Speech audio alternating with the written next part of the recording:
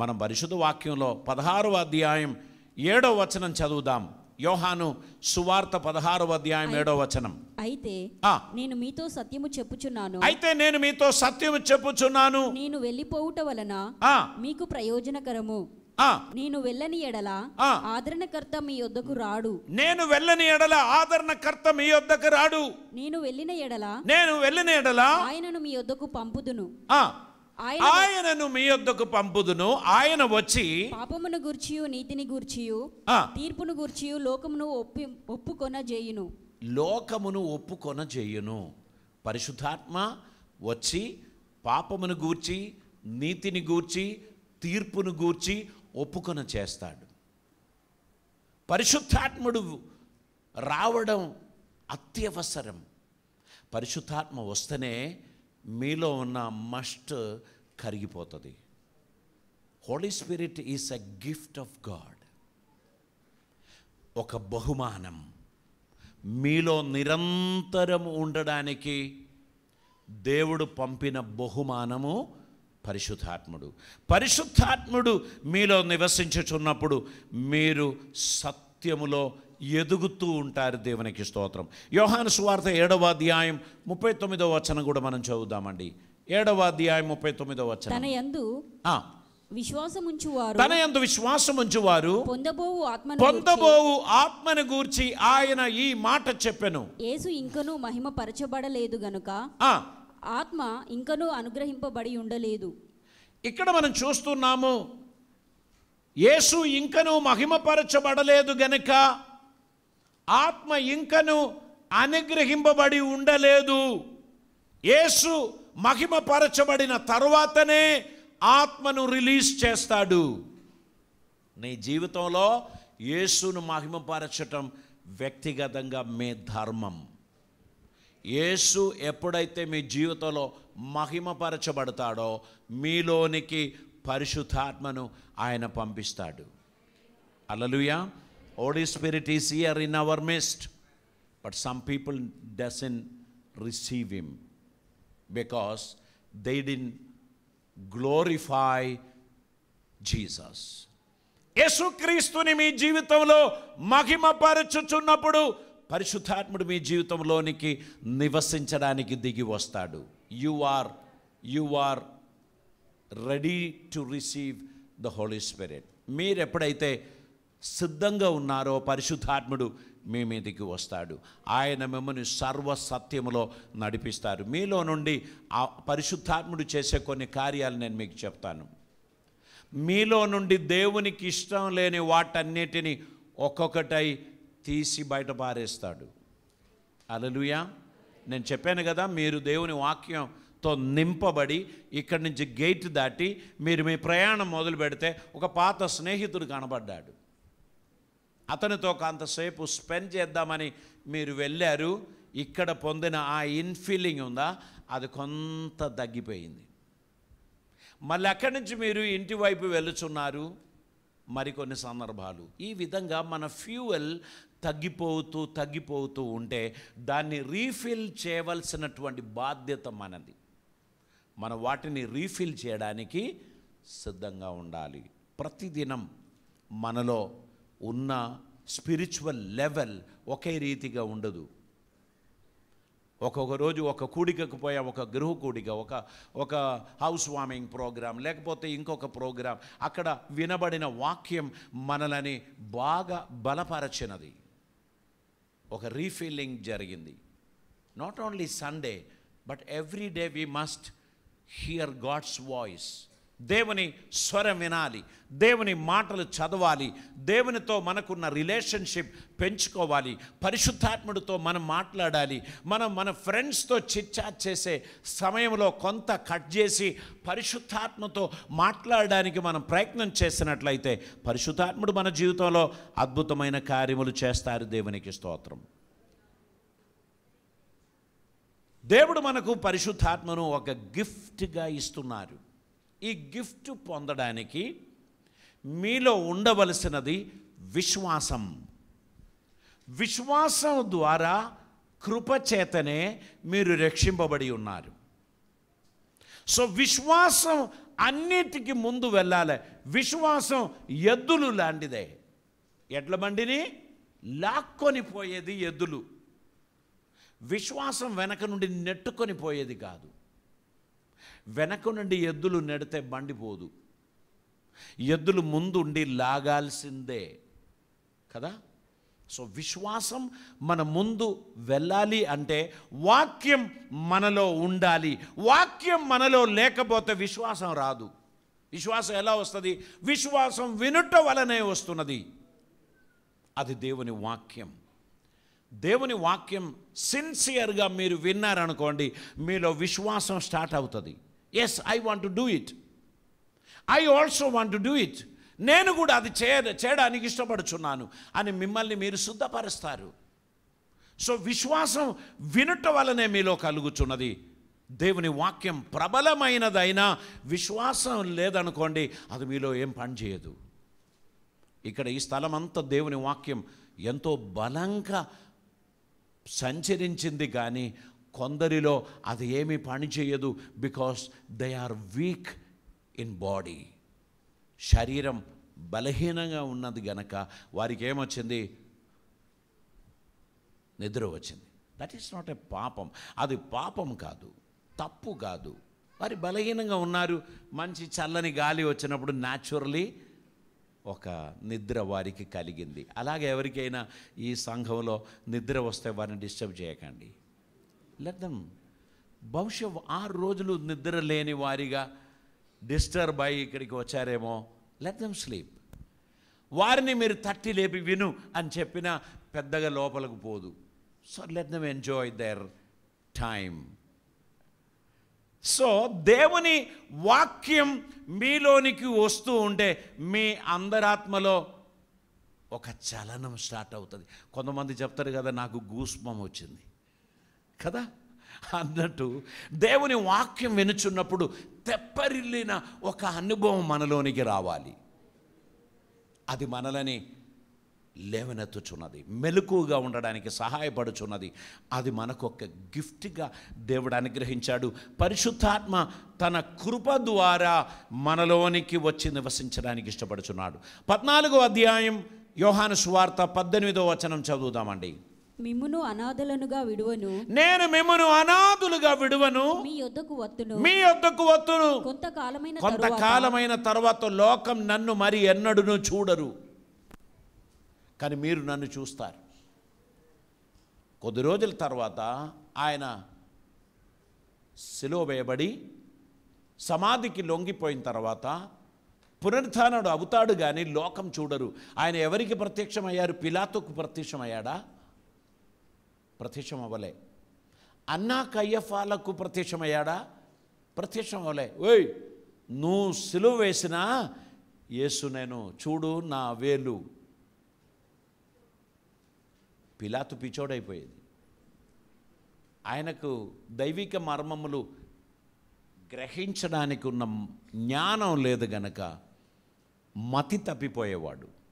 అన్నా కయ్యఫాల దగ్గరికి వెళితే వారు బట్టలు చింపేసి పారిపోయేటోళ్ళు. అందుకే ప్రభు ఆ పని చేయలే. భయముతో దాగుకొని ఉన్న శిష్యులు బేడం పెట్టుకున్న రూమ్ లోపలకు వెళ్ళి మీకు శాంతి కలుగును గాక అని చెప్పాడు. అందుకే పిరికోడు తోమ అక్కడి నుంచి లేచి భారతదేశానికి వచ్చాడు. హల్లెలూయా. ఆయన కనులారా చూచిన ఆ క్రీస్తుని మహిమ అతని అక్కడ ఉంచలేదు. పరిగెడుతూ పరిగెడుతూ పరిగెడుతూ భారతదేశానికి అతడు వచ్చాడు. దేవునికి స్తోత్రం. ఈ ప్రత్యక్షత పొందిన వారు ఇంక ఎన్నడూ మౌనంగా ఉండలేరు.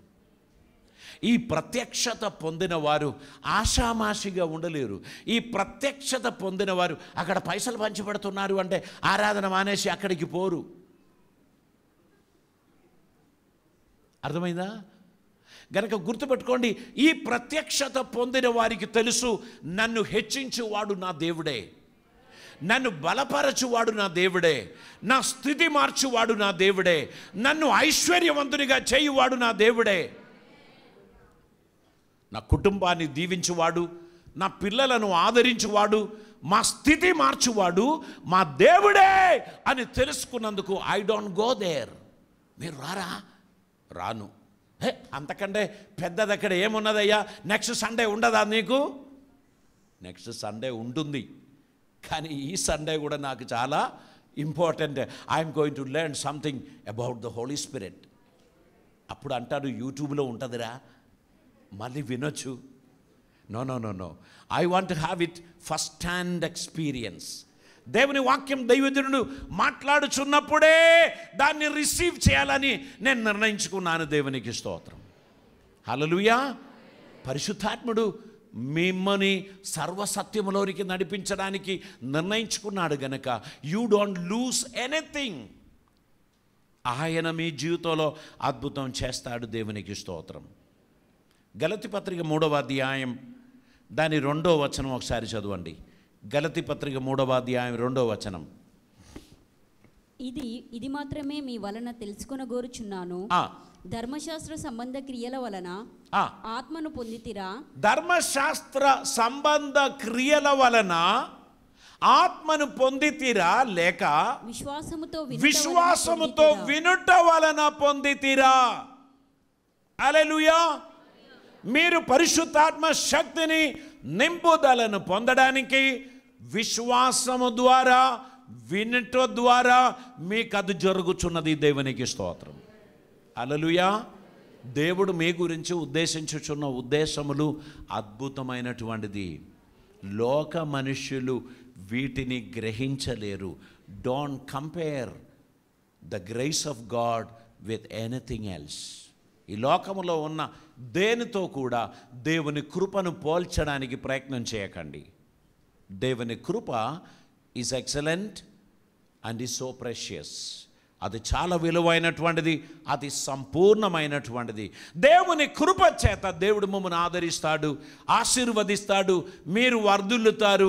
దేవునికి ఇష్టలుగా ఉండడానికి తగినవన్నీ దేవుడు మీకు దయచేయబోచున్నాడు. దేవునికి స్తోత్రం. కనుక ఆయన ప్రశంస ఎక్కడైతే ఉంటుందో ఆ స్థలములో ఆ విశ్వాసి తెప్పరిల్లబడిన ఒక ఆత్మీయ అనుభవంలోనికి నడిపింపబడతాడు. దేవునికి స్తోత్రం. ఆయన మనకు వాగ్దానం చేసిన వాటన్నిటినీ ఆయన నెరవేరుస్తాడు. దేవునికి స్తోత్రం. గలతీ పత్రిక 2వ అధ్యాయం 20వ వచనాన్ని చదువుదామండి. నేను క్రీస్తుతో కూడా సిలువ వేయబడి ఉన్నాను. ఇకను జీవించువాడను నేను కాను, క్రీస్తే నా యందు ఇకను జీవించువాడను నేను కాదు, క్రీస్తే నా యందు జీవించుచున్నాడు. నేనిప్పుడు శరీరమందు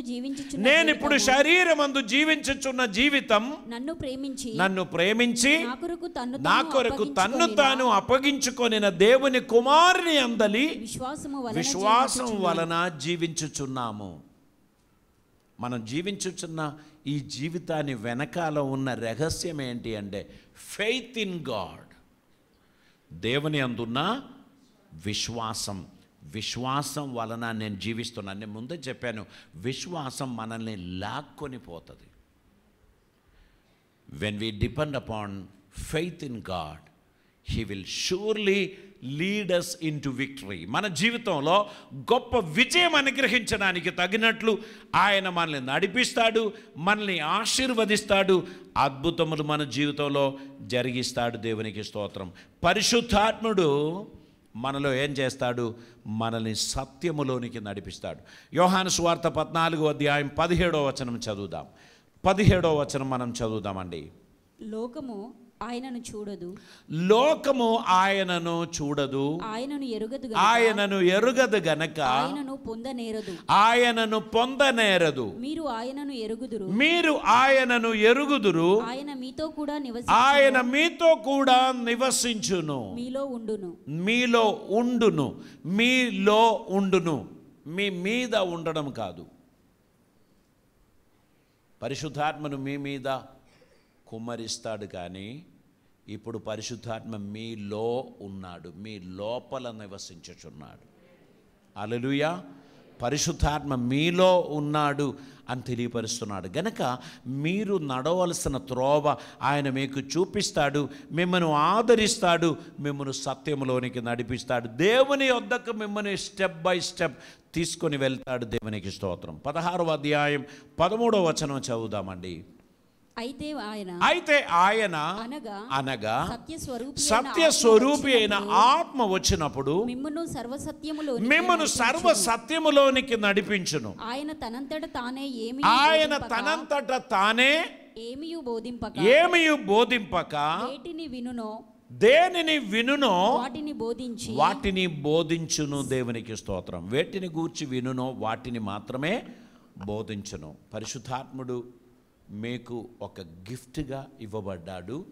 పరిశుద్ధాత్ముడు మీకు వినిన దానిని తెలియపరిచి సత్యములోనికి మిమ్మల్ని నడిపిస్తాడు. పరిశుద్ధాత్మ మీతో ఫైట్ చేస్తాడు. అదేంటి, పరిశుద్ధాత్మ నన్ను ఆదరిస్తానన్నారు కదా. మీతో అంటే మీలో ఉన్నవానితో. హల్లెలూయా. మీలో కొన్ని నెగటివ్ ఇమోషన్స్ వచ్చినాయి. ఎక్కడి నుంచో, ఎవరి ద్వారం దగ్గర నుంచో అది మీలో వచ్చింది. ఇప్పుడు పరిశుద్ధాత్ముడు ఆ ఇమోషన్స్తో ఫైట్ చేస్తున్నాడు.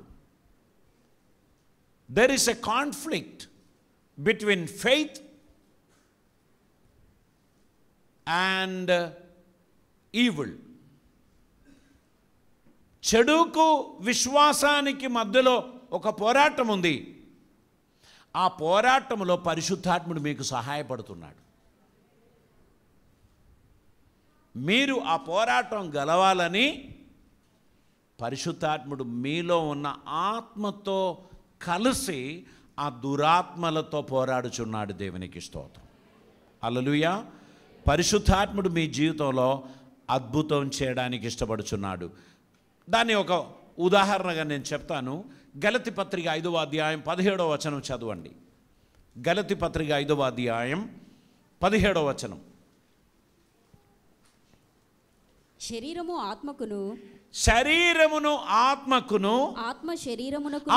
శరీరమునకును విరోధముగా ఆపేక్షించును. ఇది ఒకదానికి ఒకటి వ్యతిరేకముగా ఉన్నవి గనుక మీరు ఏమి చేయ నిశ్చయింతురో వాటిని చేయకుండా ఉందురు. మీరు ఒకటి చేయాలనుకున్నారు, అది చేయనియరు. అర్థమైందా? మీరు ఒక కార్యం చేయడానికి పరిశుద్ధాత్మలో మీరు నిర్ణయించారు, మీలో ఉన్న శరీరపు ఆత్మ దాన్ని చేయనియరు. శరీరమునకును ఆత్మకును ఎల్లప్పుడూ కాన్ఫ్లిక్ట్ ఉంది, ఫైటింగ్ ఉంది, పోరాటం ఉంది. ఈ పోరాటంలో మీరు గెలవాలంటే యూ నీడ్ హోలీ స్పిరిట్. పరిశుద్ధాత్మని సహాయం మీకు ఖచ్చితంగా అవసరం. పరిశుద్ధాత్మ మీతో వచ్చేది ఎందుకు తెలుసా? మీ పోరాటములలో మీరు గెలవడం కోసమే. మీ పోరాటంలో మీరు విజయం సాధించడానికే పరిశుద్ధాత్ముడు మీతో కూడా వచ్చేది. ఇంకా ఎఫెసీ పత్రిక 5వ అధ్యాయం 18వ వచనం మనం చదివినట్లయితే అక్కడ మనం ఇలా చూస్తున్నాం. మరియు మద్యముతో మత్తులై ఉండకుడి, దానిలో దుర్వ్యాపారం కలదు. అయితే ఆత్మ పూర్ణులై ఉండుడి, ఒకరినొకడు కీర్తనలతోను సంగీతములతోను ఆత్మ సంబంధమైన పాటలతోను హెచ్చరించుచు మీ హృదయములో ప్రభువును గూర్చి పాడుచు కీర్తించుచు మన ప్రభువైన యేసుక్రీస్తు పేరట సమస్తమును గూర్చి తండ్రి అయిన దేవునికి ఎల్లప్పుడూ కృతజ్ఞతాస్తుతులు చెల్లించుచు క్రీస్తునందలి భయముతో ఒకనికొకడు లోబడి ఉండుడి. దేవునికి స్తోత్రం. ఇది దేవుడు మనకి ఇచ్చుచున్న ఇన్స్ట్రక్షన్. మనం పరిశుద్ధాత్మ అందలి భయముతో ఒకరినొకడు లోబడి ఉండవలసినటువంటి అవసరత ఉంది. పరిశుద్ధాత్మ మనలో ఉన్న ఆ లోనెస్ను తీసేస్తాడు. మన శరీరం ప్రబలమైనప్పుడు మన స్పిరిట్ లో లెవెల్కి వెళ్ళిపోతుంది. వాక్యం వినుచున్నప్పుడు మన స్పిరిట్ తెప్పరిల్లి పైకి వస్తుంది, శరీరమును అణిచివేస్తుంది. ఈ పోరాటంలో శరీరం లోబడుతుంది, because the spirit is strong. ఎప్పుడైతే మనం క్షీణించిపోయామో శరీరం ఆత్మను లోబరుస్తూ ఉంది. ఇది జరగకుండా ఉండడానికి పరిశుద్ధాత్మ దేవుడు ఎల్లప్పుడూ మన ఆత్మను పురికొల్పడానికి, ప్రోత్సహించడానికి, సత్యములోనికి నడిపించడానికి సహాయపడును. దేవునికి స్తోత్రం. పరిశుద్ధాత్మ మన మీదికి వచ్చినప్పుడు మనం సర్వసత్యములోనికి నడవగలుగుతాం.